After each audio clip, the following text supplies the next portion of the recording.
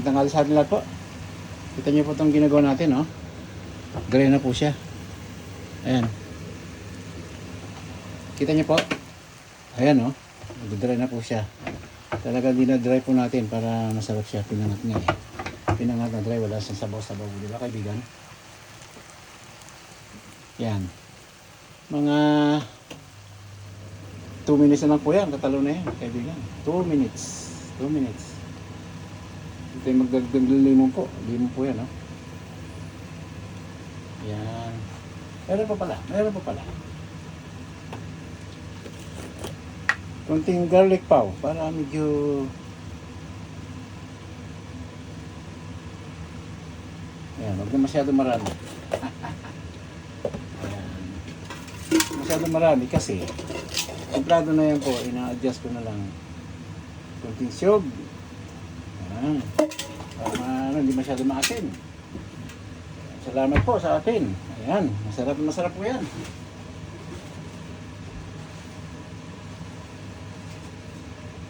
Ayan. Sarap ito.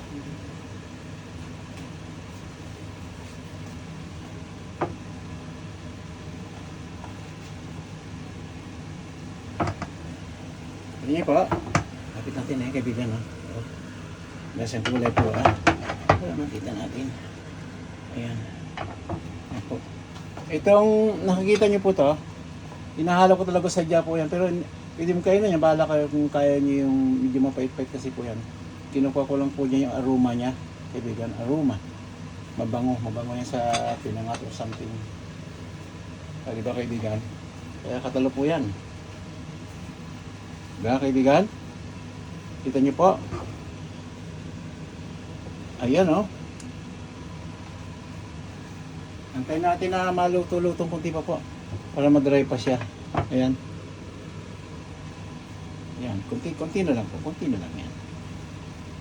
Mga more than 1 minute. Tapos na po yan.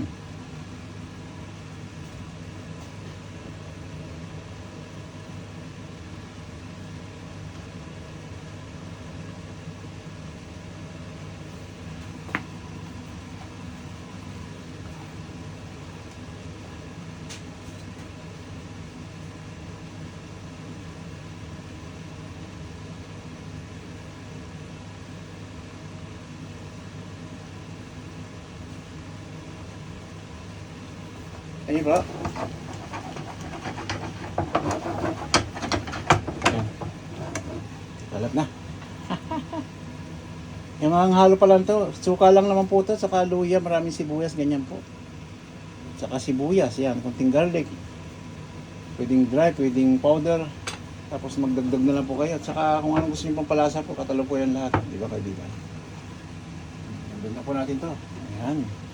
Malito lang muli po. At magandang tanghali sa atin lahat.